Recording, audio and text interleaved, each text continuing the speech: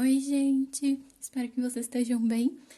Hoje a gente vai falar sobre como associar resistores no nosso circuito, porque quase nunca o nosso circuito vai ter um único resistor. Então a gente vai começar a ver de que maneiras a gente pode juntar esses vários resistores no nosso circuito. Hoje, especificamente, a gente vai falar sobre associações chamadas em série.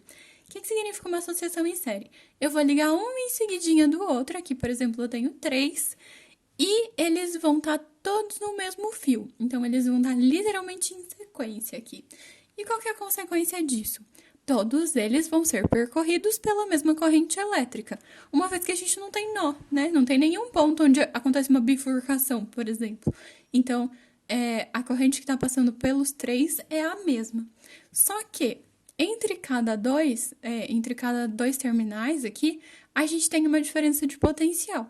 Então, por exemplo, o resistor 1, ele tem uma certa diferença de potencial entre os terminais dele.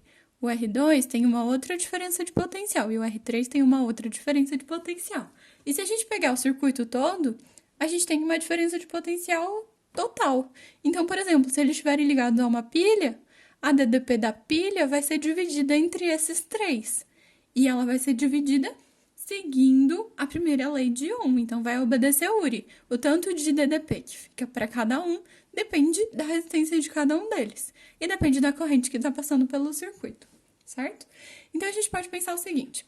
A DDP total é a soma de cada uma das DDP, certo? Total é igual a 1 mais o 2 mais o 3.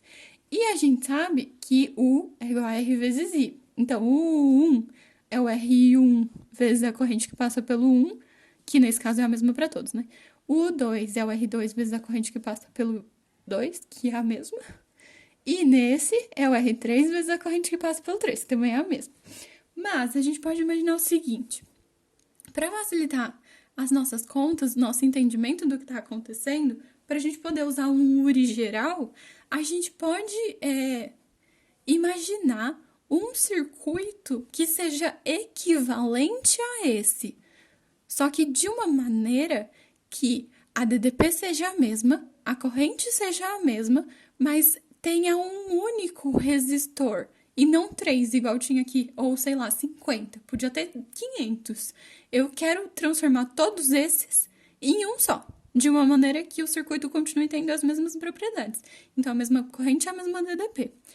Então, a gente vai chamar isso de resistor equivalente, e esse resistor equivalente vai ter uma resistência equivalente. Então, basicamente, o segredo das nossas associações de resistores vai ser descobrir a resistência equivalente e trabalhar a partir dela. Então, vamos lá. A gente já sabia o 1, o 2 e o 3.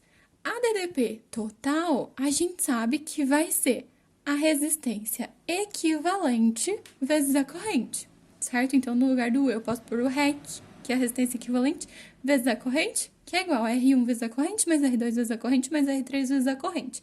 Todo mundo tem a mesma corrente, então a gente pode simplificar a equação toda pela corrente, ou seja, divide todo mundo por I. Tudo que eu fizer dos dois lados pode, lembra?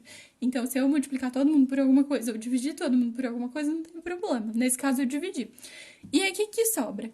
Eu concluo, então, que a resistência equivalente, essa daqui, vai ser basicamente a soma das 3. A soma da resistência de cada um dos resistores que eu tenho ali antes. E por que a soma dos 3? Porque só tinha 3.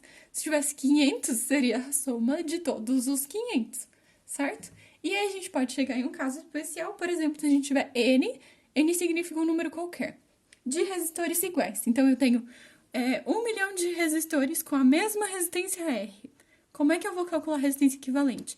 Eu vou fazer R mais R mais R mais R mais R mais R quantas vezes eu tiver de resistores. Então, eu vou ter N vezes R. Isso é um caso especial. Tudo bem? Então, a ideia é essa. É importante a gente lembrar, então, que a corrente vai ser constante, a DDP vai ser dividida entre os 3. Se eles tiverem todos a mesma resistência, se os 3 forem R, aí vai ficar 1/3 para cada um.